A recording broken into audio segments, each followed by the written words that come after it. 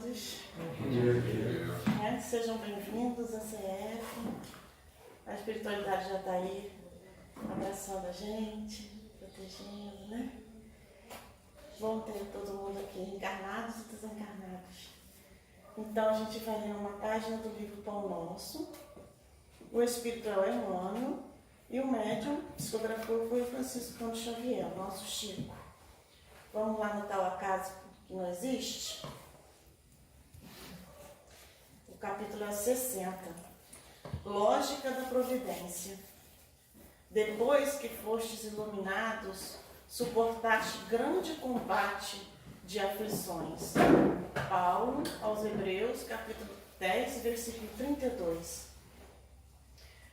Os cultivadores da fé sincera costumam ser indicados no mundo à conta de grandes sofredores. Há mesmo quem afirme afastar-se deliberadamente dos círculos religiosos, temendo o contágio de padecimentos espirituais. Os ímpios, os ignorantes e os fúteis exibem-se espetacularmente na vida comum através de traços bizarros da fantasia exterior. Todavia, quando se abriram das verdades celestes, antes de adquirirem acesso às alegrias permanentes da espiritualidade superior, atravessam grandes túneis de tristeza, abatimento e taciturnidade. O fenômeno, entretanto, é natural, porquanto haverá sempre ponderação após a loucura e o remorso depois do desregramento. O problema, contudo, abrange mais vasto círculo de esclarecimentos. A misericórdia que se manifesta na justiça de Deus transcende a compreensão humana. O Pai confere aos filhos ignorantes e transviados o direito a experiências mais fortes somente depois de serem iluminados. Só após aprenderem a ver com o Espírito Eterno é que a vida lhes oferece valores diferentes. Nascer-lhes-á nos corações daí em diante a força indispensável ao triunfo no grande combate das aflições. Os frívolos e oportunistas, não obstante as aparências, são habitualmente almas frágeis, quais galhos secos que se quebram ao primeiro golpe da ventania. Os espíritos nobres que suportam as tormentas do caminho terrestre sabem disto. Só a luz espiritual garante o êxito nas provações. Ninguém concede a responsabilidade de um barco cheio de preocupações e perigos a simples crianças. Então, cada um à sua maneira, ao seu jeito sincero. Vamos imaginar a figura de Jesus, a figura de alguém muito amado, para que nesse momento a gente comece a fazer o nosso vínculo com essa espiritualidade que desde cedo já prepara esse ambiente para nos receber. E vamos dizer assim: Jesus, Mestre tão querido, irmão nosso, médico das nossas almas, gostaríamos de agradecer, Senhor, por este sábado, essa manhã de sábado em particular, em que estamos aqui reunidos na CF, com esse verde que nos abraça, esse sol que nos aquece, os amigos encarnados e desencarnados que nos abraçam, que nos felicitam por esse pouco tempo que estaremos aqui.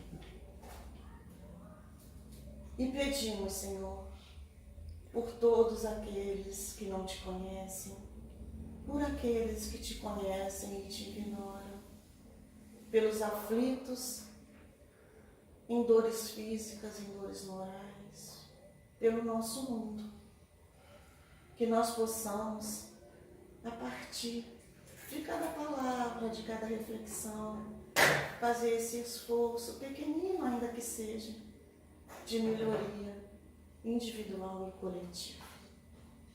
Que o amor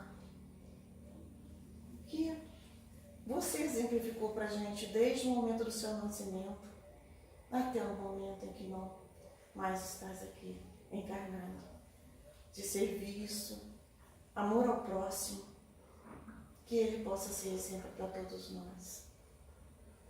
Obrigada por esse carinho, por essas luzes, por esse aconchego dessa manhã de sábado. E que nós possamos estar contigo, porque temos a certeza de que sempre estás conosco. Que assim seja. Graças a Deus. Graças a Jesus. E aí a gente convidou O Heraldo para poder a palavra assim.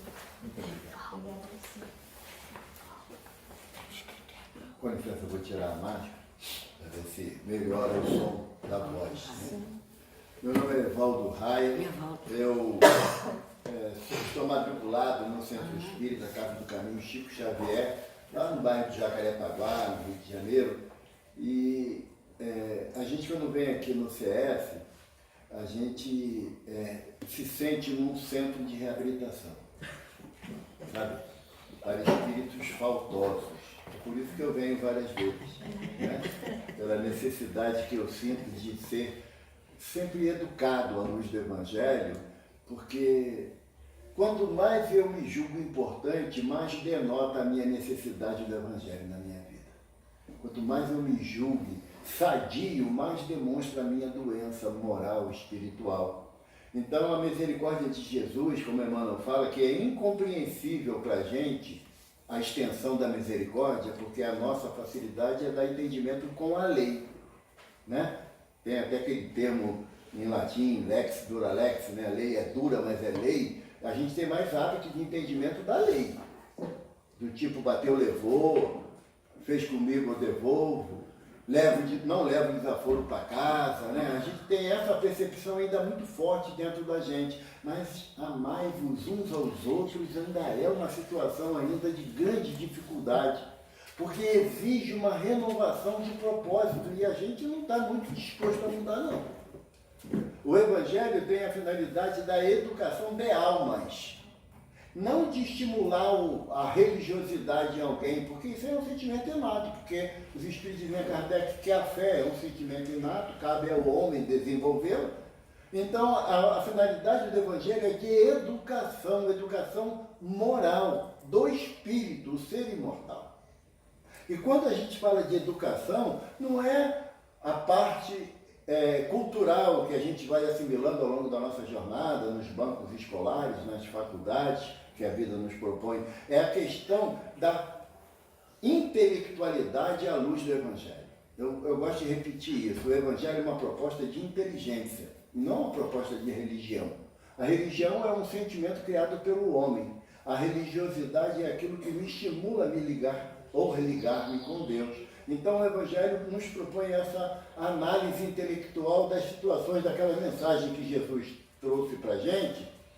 E a gente fala assim, não, Jesus esteve aqui conosco há 2000 anos. Não é verdadeira essa afirmação. A gente tem que se basear naquilo que a doutrina nos propõe. E segundo Emmanuel nos relata no livro A Caminho da Luz, quem não teve oportunidade eu convido a ler essa obra, é um livro fininho, mas se você for querer estudar ele, vai levar algumas existências para fazer esse estudo, porque é muito denso de informação. E Emmanuel fala para a gente, nesse livro, que Jesus ele estabeleceu o seu amor no planeta Terra há aproximadamente 4,6 bilhões de anos, nos associando a esse processo de progresso moral. Que eu tenho uma notícia para dar, os espíritos já sabem, mas a gente às vezes não sabe, né? Mas eu vou dar essa notícia. Nós não iniciamos a nossa trajetória como espírito, como princípio inteligente do universo, aqui na Terra. Não foi aqui que nós começamos. A nossa trajetória espiritual antecede a formação do planeta. Porque se nós tivéssemos iniciado a nossa trajetória aqui na Terra, na condição do homem, do espírito primitivo, não do homem primitivo, do espírito primitivo, o homem primitivo nós sabemos que é o Homo sapiens sapiens, né? Que a ciência nos estabelece como sendo o princípio da inteligência no transcorrer do progresso moral e espiritual. o Homo sapiens sapiens, se fosse um espírito primitivo, nós não estaríamos nesse ponto da evolução intelectual que estamos. Não estaríamos. Nós estaríamos ainda provavelmente lá no período das cavernas, porque a assimilação intelectual é lenta. Em função de quê? Das nossas dificuldades de absorção de conhecimento. Então a nossa trajetória está muito aquém do episódio lá de Belém, no século I da cristandade. Muito aquém, muito antes disso. Por isso que nós sabemos quem é Jesus. A nossa percepção espiritual, não material, mas espiritual de Jesus, ela nos leva a um respeito que a gente não consegue identificar. Certa vez um benfeitor, ele nos fez uma proposta que até hoje eu tenho dificuldade de encontrar a proposta que foi feita por ele. Ele falou que imaginássemos que nos fosse dada a oportunidade de estar frente a frente com Jesus, conscientemente. Não é que a gente, aquele sonho efêmero que você acha que teve uma coisa, não. Conscientemente, você está frente a frente com Jesus e o mestre fala assim: filho, o que você deseja? Aí o grau nosso de consciência, alguém nos fala assim: analisa o que você vai pedir a Jesus, porque tem que estar distanciado do interesse pessoal. Essa proposta foi feita há uns 5 anos atrás. Eu, sinceramente, ainda não encontrei o que eu pediria a Jesus. Porque tem que estar distanciado do interesse pessoal. Porque é assim que o mestre nos ensina.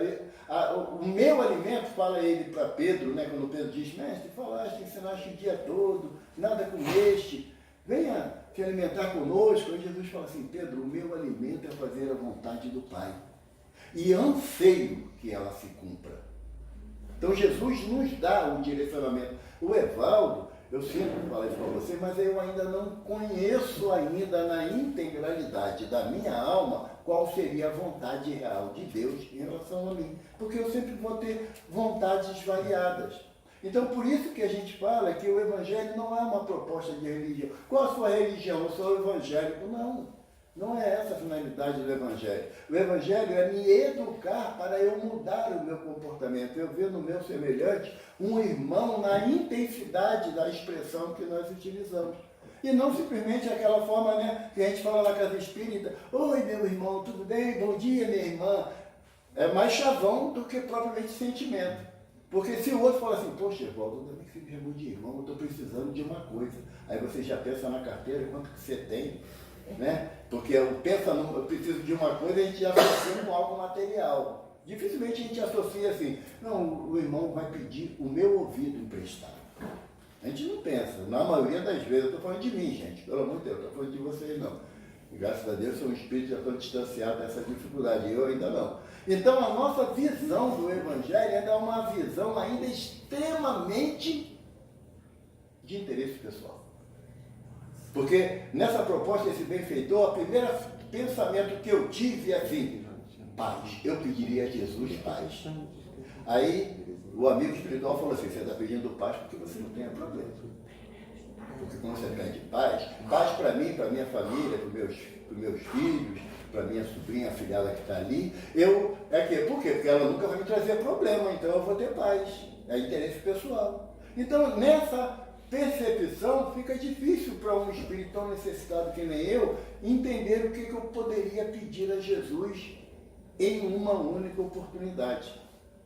Falei no outro dia, na Casa Atmos, lá no bairro do Flamengo, né, aqui em Maricá mesmo, eu falei sobre a história da visão de Eurípides, né, Barçanufo, quando ele vai ter com Jesus. E Eurípides, ele esquece completamente da individualidade do interesse pessoal, porque ele pergunta a Jesus: por que choras, mestre? Ele esqueceu dele. Ele se preocupou com as lágrimas do Cristo. E Jesus olha para ele compassivamente e ele fala: choras por aqueles que não te conhecem, não conhecem a tua mensagem? Aí Jesus fala assim: não, meu filho, esses que não conhecem a minha mensagem são dignos do meu amor. Eu choro por aqueles que a conhecem e não cumprem. Mas eu achei interessante a pergunta de Eurípides, né? Poxa, por que chora? Ele saiu do mundo íntimo dele, do círculo restrito das suas necessidades, para ir buscar aquilo que fosse necessário para Jesus, não para ele. E quando a gente tem essa percepção, a nossa visão começa a mudar, porque o Cristo, ele veio para nos educar. A passagem do Evangelho, né, que Jesus, depois daquela multiplicação dos pães e dos peixes, ele entra em oração e quando ele retoma da sua oração, ele ora e fala, onde todos?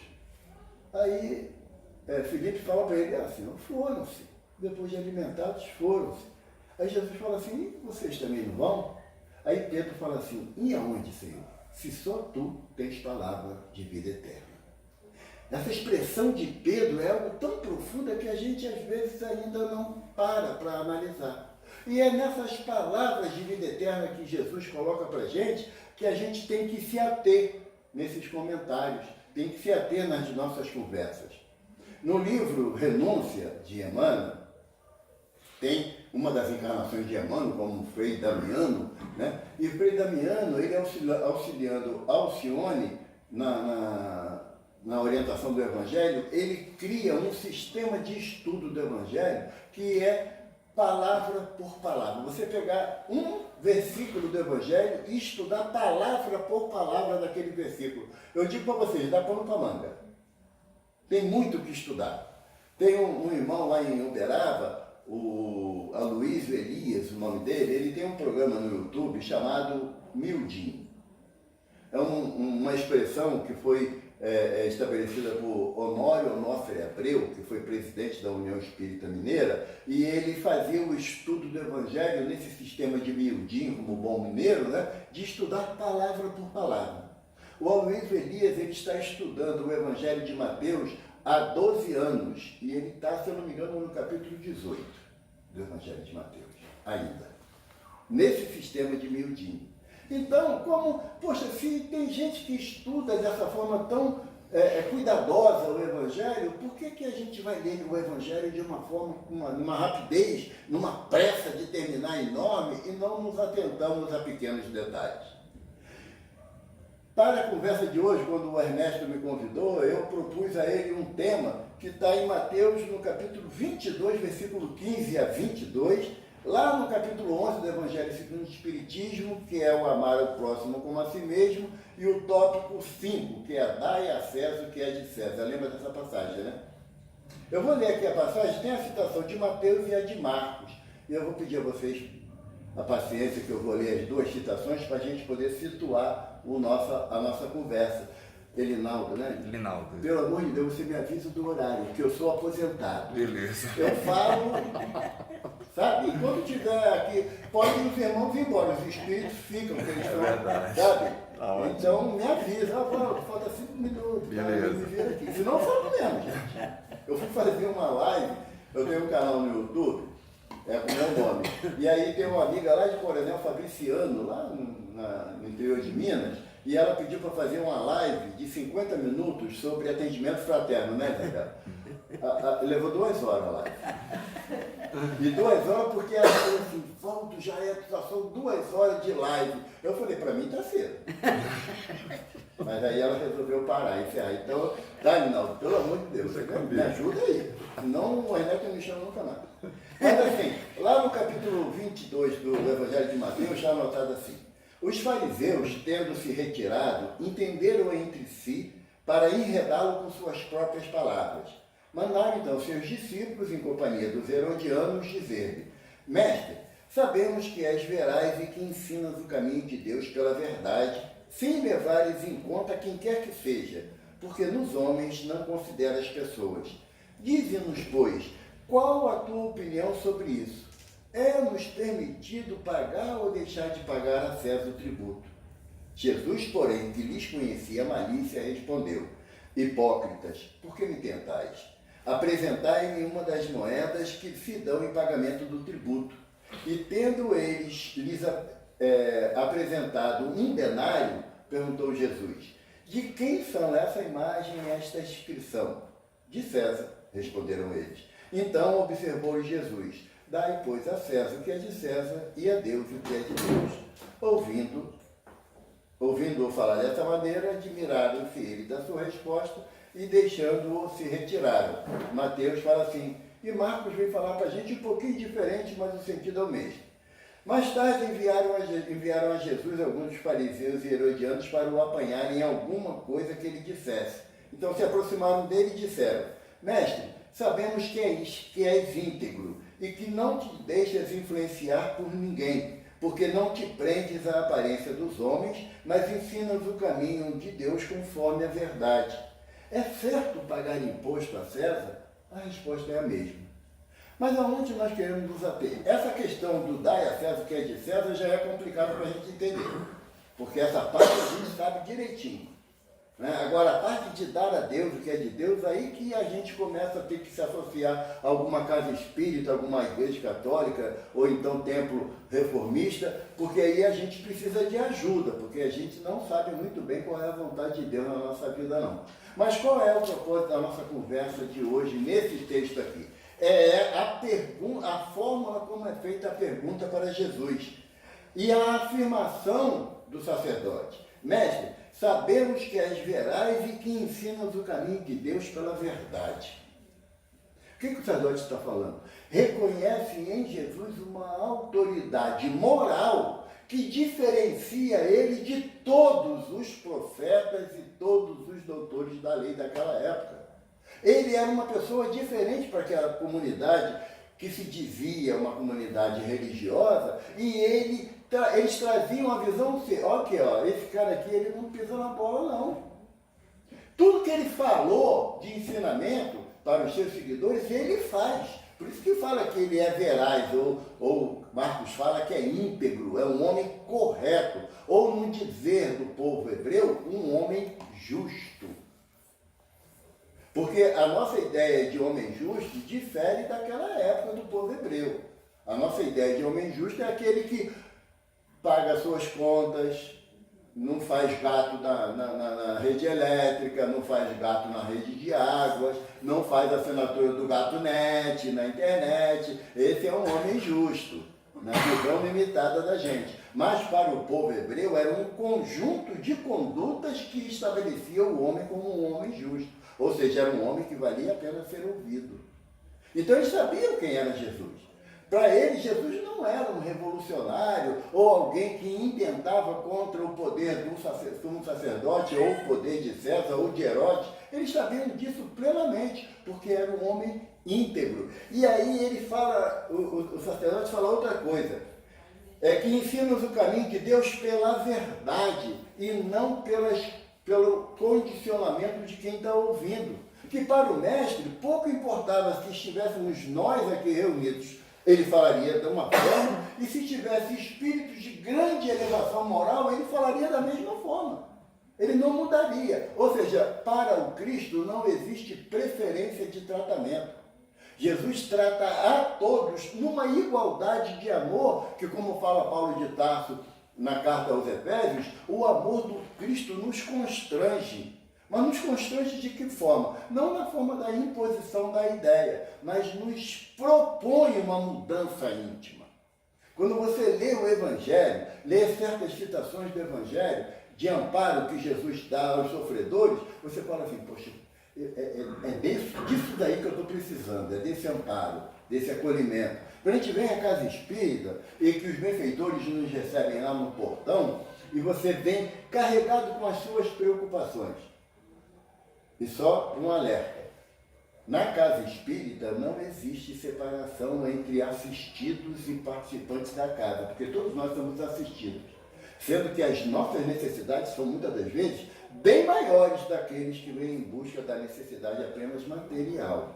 Então, quando nós chegamos lá, no portão, os benfeitores que lá nos acolhem falam assim, chegou mais um assistido da casa.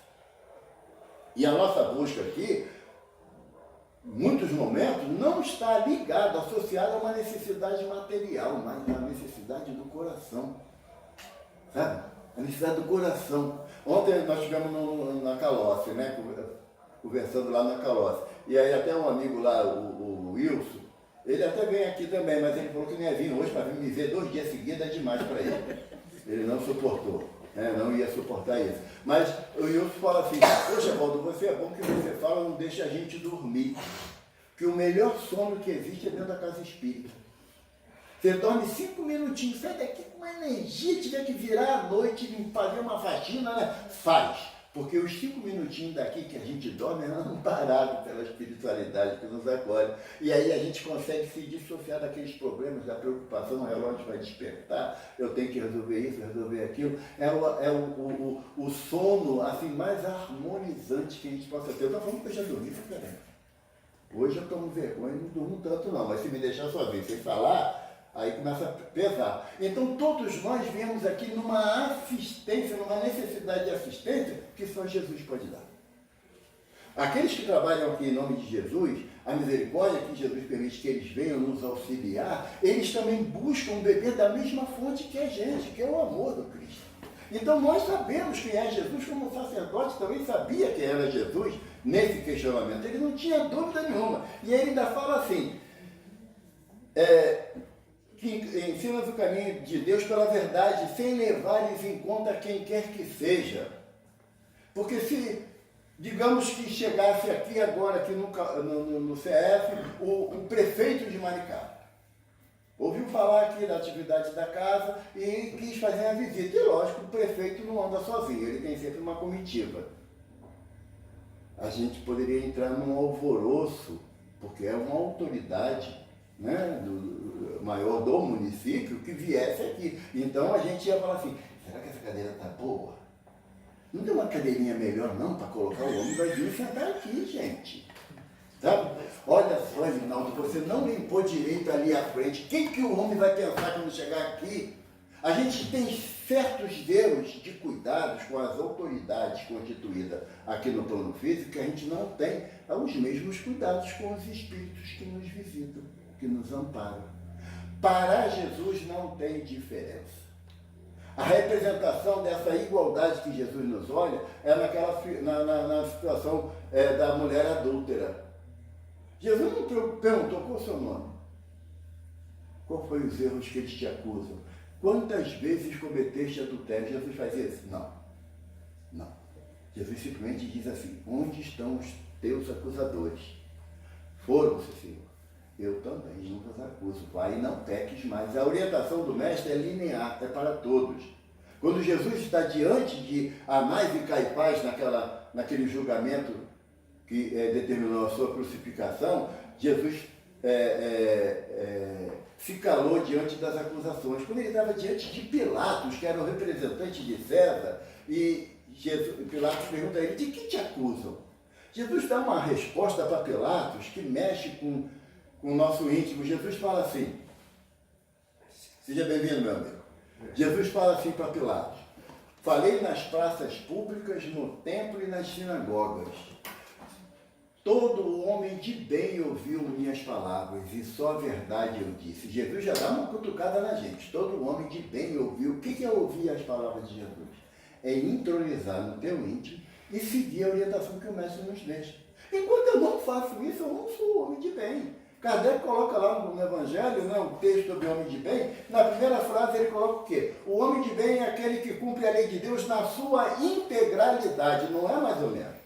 Não é fazer isso certo e todo o restante de errado. Não, o homem de bem é que cumpre a lei de Deus na sua integralidade. E quando Jesus fala que todo homem de bem ouviu a sua palavra e só a verdade eu disse, Pilatos questiona o que é verdade. Você lembra qual é a resposta de Jesus?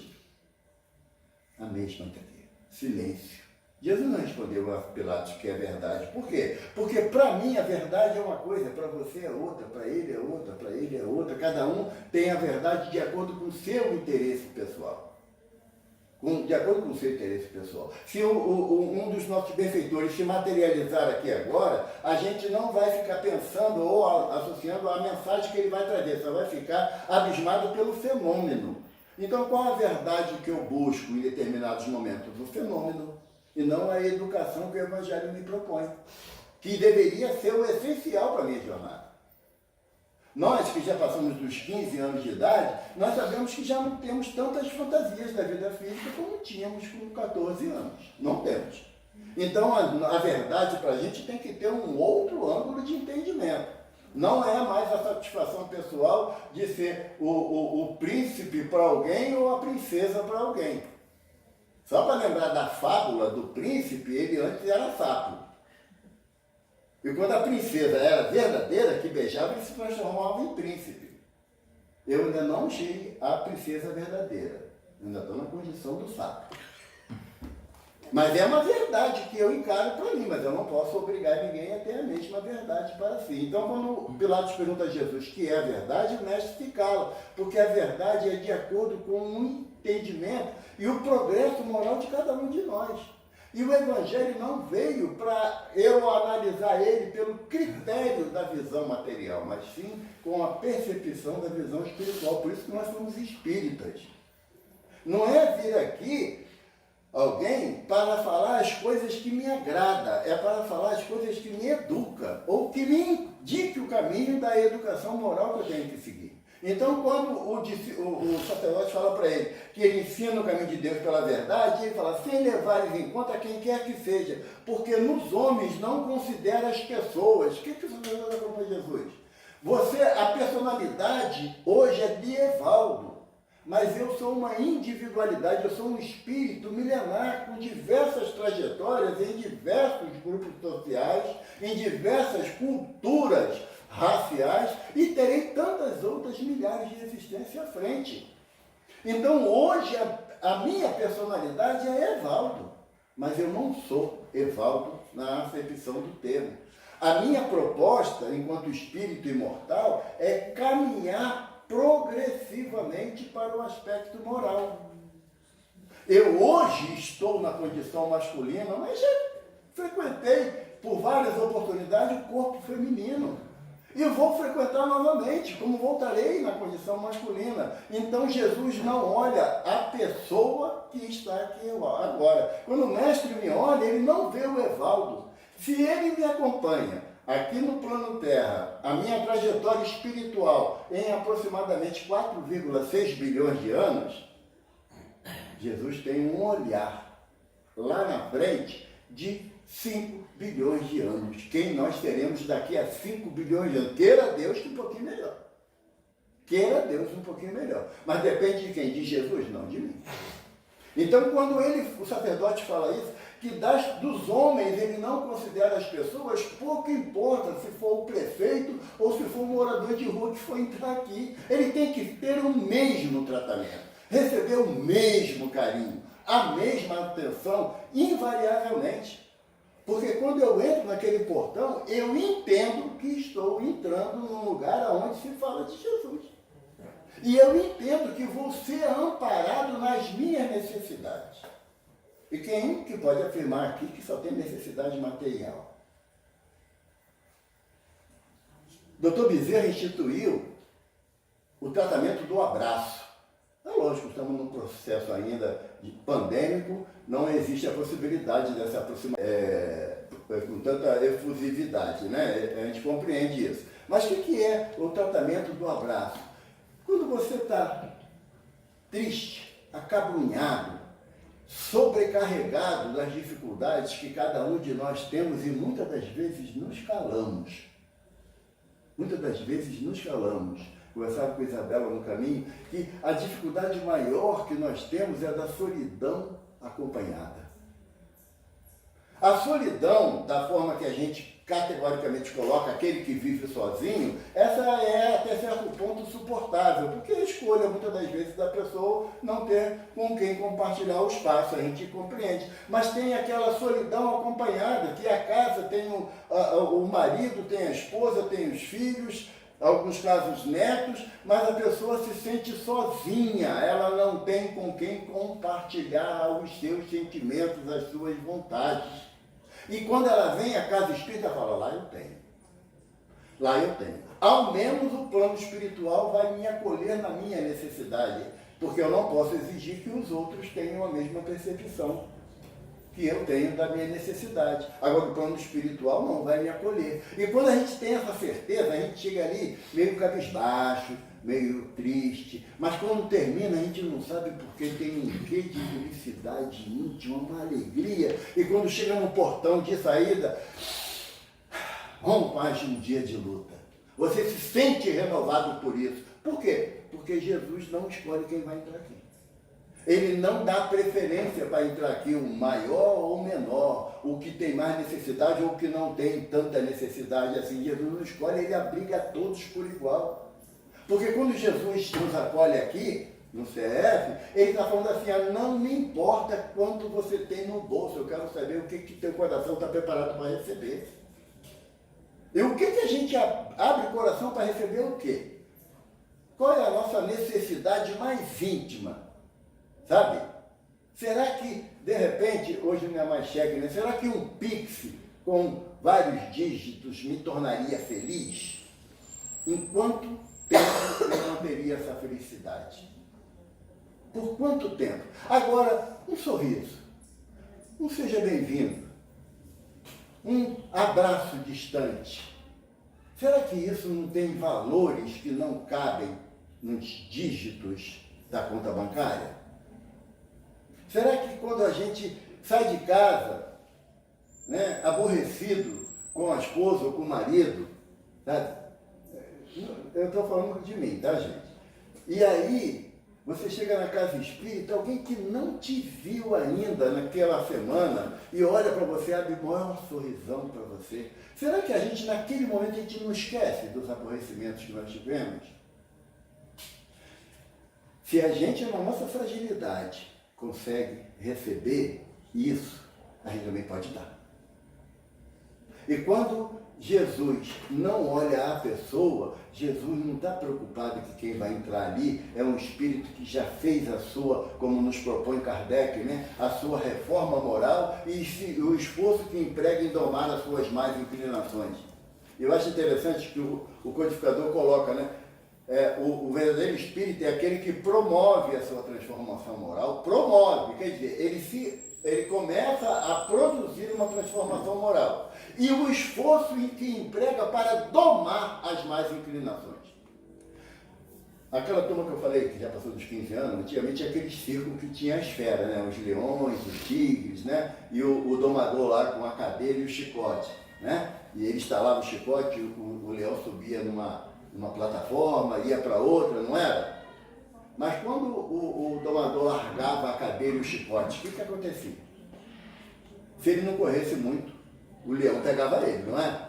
É nesse sentido que Kardec fala de domar as más inclinações. Você tem que estar numa vigilância constante, porque se você abaixar a cadeira e o chicote, a minha má inclinação aflora novamente e eu saio atacando, ofendendo, magoando inúmeras pessoas. Então, por isso que ele coloca domar as más inclinações, porque não dá para domesticar as más inclinações. Porque uma vez que você doma as más inclinações, você começa a dizer para ela que elas não são mais importantes na sua vida. Como hoje em dia os chicos não tem mais a figura dos domadores, dos leões, dos tigres. Por quê? Porque a sociedade entendeu que era mais maldade do que divertimento. E quando a gente entender que as minhas más inclinações me levam a problemas que de difícil solução, que é, como eu falei no início, né, de você... Eu síndrome da Gabriela, nasci assim, cresci assim, vou morrer assim, vou voltar para um umbral assim. Quem não quer mudar vai voltar para onde veio, ou a não ser que acha que veio de Aurora Nova, que é aquela colônia espiritual onde a mãe do André Luiz estava estabelecida e que é acima de nosso lar. Quem se acha em Aurora Nova, bota o nome na irradiação da prece, sabe? Porque ainda não é local para a gente estar em planos elevados da vida física em relação ao planeta Terra. Não dá. Nós estamos ainda associados na coluna espiritual nosso lar, são 6 ministérios, né? E o ministério mais próximo da materialidade é o ministério da regeneração. No ministério da regeneração tem as câmaras de retificação. Não é isso que a André Luiz informa para a gente do nosso lar? Eu estou supondo que todo mundo é do nosso lar, tá bom, gente? Vamos fazer de conta. Os espíritos vão balançar na cabeça que ler. Então falta a nossa parte, tá bom? Porque a orientação do Espírito de Verdade é espreitar mais, essa parte a gente vai tentar em algum momento, e a outra parte é instruí-vos, que deveria ser a mais prática, mas não é. Então, nas câmaras de retificação, André Luiz relata para a gente que nosso lar está aqui, na zona do umbral médio. As câmaras de retificação estão aqui, no umbral Quase grosso. lá embaixo. No umbral grosso. Se a gente conseguir chegar nas câmaras de retificação, pô, show de bola. Show de bola. Já dá graças a Porque se você ler os mensageiros de André Luiz, você tem lá o posto de socorro, né? Campo da Paz, posto de socorro, que está na região densa do umbral. E os espíritos que lá trabalham têm como prêmio, depois de 5 anos de trabalho efetivo no bem, visitar nosso lar. 5 anos. Já pensou se a espiritualidade que nos orienta chegasse, bom, a partir de agora, para poder entrar aqui no Calós, aqui no CEF, tem que ter 5 anos de trabalho no bem. Eu garanto que eu desistiria. Eu não ia conseguir ficar 5 anos direitinho. E você anota, né? Hoje mais um dia, mais um dia, mais um dia. Assim, então, eu digo, olha, hoje eu fui no Calós, no CEF. A gente fala para a espiritualidade, né? Hoje eu fui no CEF. Você me viu lá, né?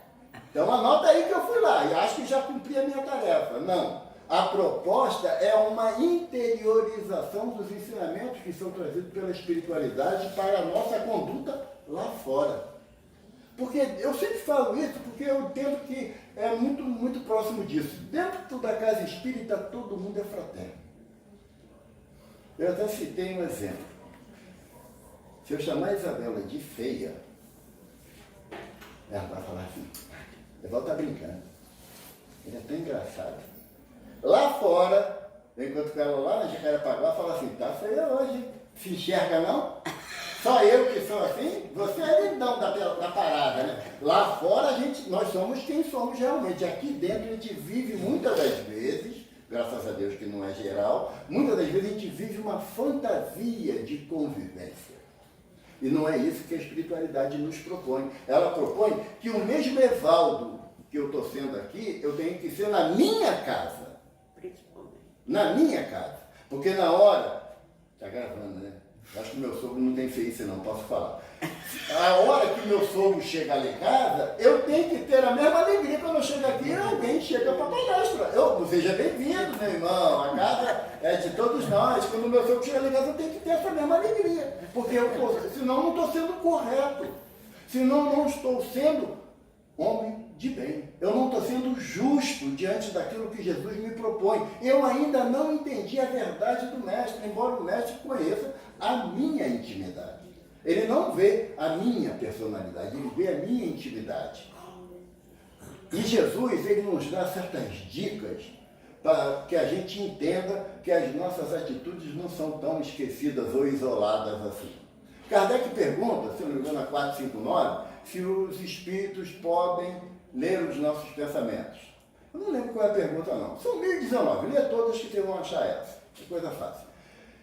Se os espíritos podem ler nossos pensamentos, os benfeitores respondem assim, não, até aqueles que gostariam de esquecer. Até aqueles que gostariam. Pensamento, eu não estou falando dos fatos, não, dos pensamentos. Tá? Mas eles falam isso baseado em quê? Na orientação do Mestre. Porque o discípulo falou assim para Jesus, Senhor, aonde devemos orar ao Pai? No templo, nas sinagogas ou nos campos? Aí Jesus falou assim, quando tiveres que orar ao Pai, recolha-te ao silêncio do teu quarto. Porque o Pai que vê em secreto, minha irmã, quando falou essa parte, que Deus vê em secreto, ou seja, Ele me vê na minha intimidade mais obscura, aquela que ninguém conhece, aquela que eu não mostro para ninguém. Por quê? Porque eu quero mostrar a minha personalidade, o meu exterior, a minha intimidade como espírito imortal, eu não mostro para qualquer um. É muito difícil eu abrir, né? A gente abrir o nosso coração na totalidade, na integralidade para alguém. Por quê? Porque a gente se sente fragilizado quando alguém conhece todos os nossos erros, desejos ou ações. A gente se sente fragilizado, tem medo. Por quê? Porque ainda não temos um atributo do espírito superior, que é a consciência tranquila.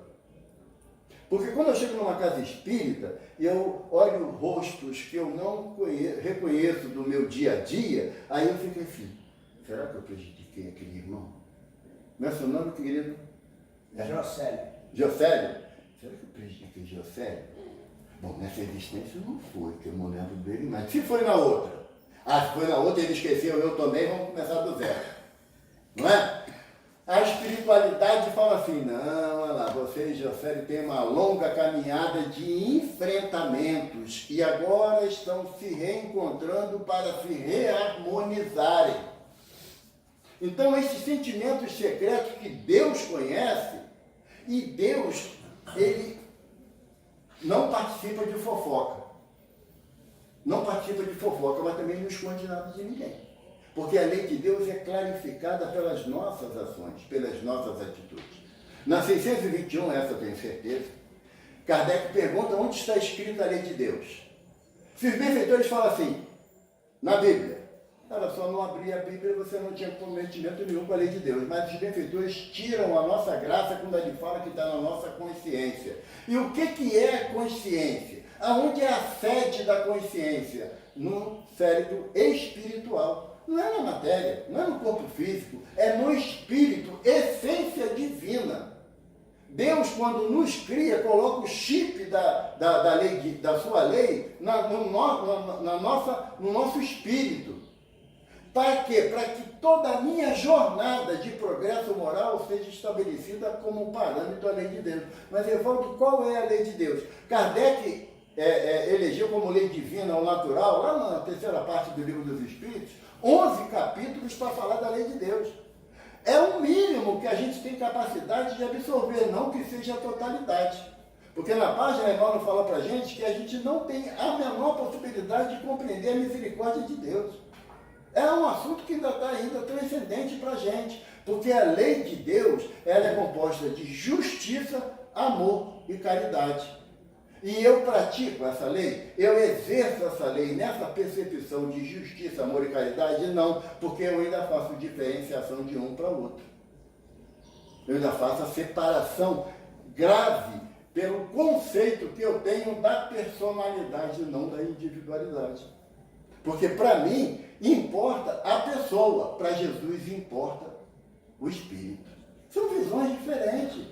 Ah, mas Evaldo, mas você falando assim, é difícil, nós não somos Cristo, não, mas seremos. Seremos. Lá na frente, no capítulo sobre lei de liberdade, Kardec pergunta aos espíritos se existe fatalidade, determinismo, destino, comumente fala. O meu destino era conhecer o Elinaldo. Não. Os espíritos dizem o seguinte, em relação à vida material, é viver como necessário. Começou já a complicação, porque cada um tem uma noção de necessidade que diferencia do outro. Você chega próximo a alguém que a gente dá o título de santo, o viver com o necessário dele é a prática da caridade.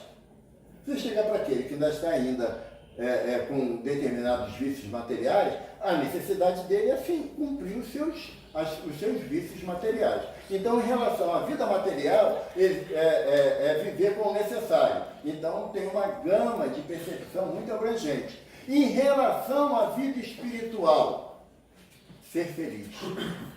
Existe o determinismo da lei de Deus de que eu vou ser feliz. Mas os Espíritos esclarecem. O homem só é feliz quando cumpre a lei de Deus. Dela se afastando, ou seja, não cumprindo a lei de Deus, o homem é infeliz e na sua infelicidade pratica o mal. Então, ninguém veio determinado a praticar o mal, a fazer o que é errado, a agir de forma indevida. Nenhum de nós tem essa determinação. Nós temos a determinação de ser feliz, mas espiritualmente e não materialmente. Materialmente é viver com o necessário. São essas nuances da lei de Deus que a gente vai aprendendo gradativamente no transcorrer da nossa jornada em várias existências físicas, que nos dá a condição de compreensão melhor. Se a gente tivesse já chegado ao patamar de compreender mais a lei de Deus, não precisava estar encarnado. Não precisava passar, como está na 132, pelas vicissitudes da vida material. São iguais? Não. Variam tanto quanto as personalidades de cada um de nós. Mas Jesus olha isso tudo? Não. O mestre olha para mim como o anjo que eu vou ser, o espírito puro que eu vou ser. Por quê? Porque ele sabe que a minha destinação é essa. Quanto tempo vai levar? Se torna secundário, porque varia de cada um para cada um. Eu faço sempre uma análise de proporcionalidade para a gente poder entender um pouquinho essa questão do progresso moral, de chegarmos ao espírito puro. André Luiz fala para a gente, no livro Evolução em Dois Mundos, que o princípio espiritual que habita as mônadas ou os seres unicelulares, o princípio espiritual que habita os seres unicelulares faz a sua evolução gradativa até chegar à condição de princípio inteligente do universo, espírito, recém-criado, na forma primitiva. Esse caminho, André Luiz diz que aqui no planeta Terra, ele levaria em torno, não é taxativo, em torno de 1,5 bilhão de anos. O princípio espiritual na condição de ser unicelular, que a doutrina nos esclarece, né, que o princípio espiritual ele começa a agir ainda no reino mineral, na aglutinação das moléculas, para criar os elementos que criam os átomos e assim progressivamente. Né? Até a condição de princípio espiritual do Homo sapiens, que antecede o Homo sapiens sapiens, esse progresso, essa evolução levaria em torno de 1,5 bilhão de anos. Para sairmos da condição de unicelular até Evaldo, 1,5 bilhão de anos. Ok? Guarda aí. Emmanuel, lá no Caminho da Luz, fala para a gente que os sistemas solares que Jesus fez a sua evolução não existem mais. Ou seja, o mestre começou como espírito primitivo, como todos. Não há privilégio na lei de Deus, sabemos disso. Para ele chegar à condição crística, que Cristo não é sobrenome de Jesus, Jesus é a personalidade, Cristo é a individualidade, ele, para chegar a essa condição, ele passou os sistemas solares que ele fez, a sua evolução não existem mais. A ciência humana diz que um sistema solar, Rinaldo, dura em média de 10 a 12 bilhões de anos. Tá? É o que a ciência, a astronomia nos fala. Né? É esse período. Então, para que eu fizesse uma ideia assim para caber na minha cabeça relativamente, eu arbitrei que Jesus passou por 5 sistemas solares para sair da condição de espírito primitivo até Cristo. Até Cristo. 5 sistemas solares. Traduzindo em número, aproximadamente 60 bilhões de anos. Para eu sair de ser unicelular até Evaldo, 1,5 bilhão de anos. De Evaldo até Cristo. Eu estou mais perto de quem? Acho que era a meba, né? Dá para eu compreender o Cristo? Para eu ter uma percepção do qual é a mensagem de Jesus na sua integralidade? Não. Mas dentro das minhas necessidades imediatas, eu posso ir adequando o meu entendimento à proposta do Cristo. Tá. Obrigado. Eu preferi que estava falando de sistema solar. Não, né? Tempo. Tá? Então, a proposta do Evangelho não é que você tenha um entendimento pleno, ampliado do Evangelho, não dá ainda, somos espíritos ainda fragilizados, mas por isso o Mestre fala assim para a gente, amai-vos uns aos outros. O que complica nessa sentença de Jesus? Não é amar uns aos outros, a gente até pode se esforçar nesse propósito, desde que não conviva junto, né? Mas a gente pode se esforçar. Mas o amai-vos uns aos outros, como eu vos amei, aí complicou. Porque o amor do Cristo, como Paulo fala, e eu citei no início, me constrange, ele me impõe uma mudança. E para eu amar o meu semelhante, eu tenho como parâmetro o amor de Jesus. Quando Pedro fala para o mestre lá preso lá na casa de Anás, né, levando a chicotada, Pedro olha e fala assim, mestre, como os homens são maus contigo? E Jesus olha para Pedro e responde a Pedro mentalmente, Pedro, o homem não é mau, o homem é ignorante. As nossas ações intempestivas, voluntariosas, infelizes, Jesus encara como ignorância e não como maldade. Eu encaro como maldade toda vez que alguém não gosta de mim. A minha visão ainda tem essa limitação. E o Evangelho me propõe uma amplitude de entendimento. É de que eu tenho que amar o meu semelhante tendo como parâmetro Jesus. Poxa, mas é difícil? Claro que é. A gente ainda não somos um Cristo, mas estamos a caminho disso. Chico, que é o mentor da nossa casa, ele deixou uma mensagem para a gente que todas as vezes que alguém falar assim para vocês, olha, a coisa está de mal a pior, a violência está em todo lugar, hoje já não temos mais paz nem para ficar dentro de casa, quanto mais sair de casa, o mundo está de mal a pior. O Chico falava assim, prefiro aceitar a orientação do nosso benfeitor Emmanuel, que estamos a caminho da luz. Porque se a gente não entronizar no nosso coração que nós estamos realmente a caminho da luz, usando o Evangelho como a estrada que devemos percorrer, a gente se desarvora e passa a perder a oportunidade de amarmos uns aos outros, como o mestre nos pede. Para tanto, eu tenho que tirar um pouquinho da visão da pessoa e começar a buscar e entender o espírito, a alma imortal. Porque aquele que hoje eu não compreendo, eu sei que lá na frente eu vou ter a possibilidade do reencontro, da afinização e um dia, com a misericórdia de Jesus, amarmos uns aos outros. Que o Mestre nos abençoe, que tenhamos um ótimo final de semana, amparado sempre pelo desejo da mudança íntima e da proposta do Mestre de amor incondicional. Graças a Deus.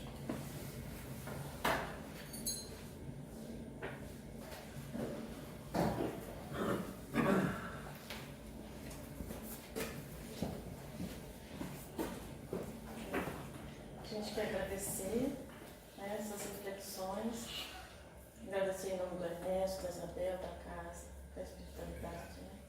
E agora a gente vai passar para a segunda parte da reunião, que é o momento do passe.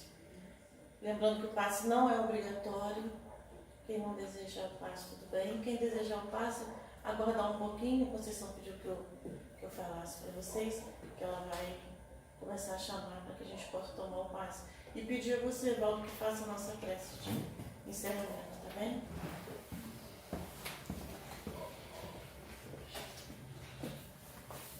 Eu gostei da sua frase inicial, da prece, que a gente se colocasse da forma que fosse mais fácil para cada um. Né? Porque realmente a prece tem essa percepção de intimidade com Jesus. Então que a gente busque essa intimidade para que as nossas palavras possam chegar até o Mestre. E dizer para ti, Senhor, que a cada dia nós te agradecemos a bênção de uma nova oportunidade que o Senhor nos concede, hoje aqui no CRF, contando com tantos benfeitores espirituais que em teu nome, Senhor, nos acolhem, nos amparam, nos tratam, para que nós tenhamos a cada dia um novo renovo de vida caminhando em tua direção. Mas, Senhor, que não nos esqueçamos que tu nos pedes que acolhamos os pequeninos, porque para quem eles fizermos, é a ti que faremos. Abençoa-nos, Mestre. Lance um olhar de misericórdia e compaixão sobre todos nós, em particular para o nosso irmão Ernesto, nossa irmã Isabel, para que se recuperem, se restabeleçam o mais breve possível, para que tomem novamente a charrua do trabalho profícuo na estrada do bem, que tu nos ensinaste a trilhar. Abençoa-nos, Senhor, e renova os nossos desejos de paz íntima para melhor servir-te, hoje e sempre, com as graças de Deus. Queria só lembrar também que a gente agora começou a estudar as obras de André Luiz na quarta-feira.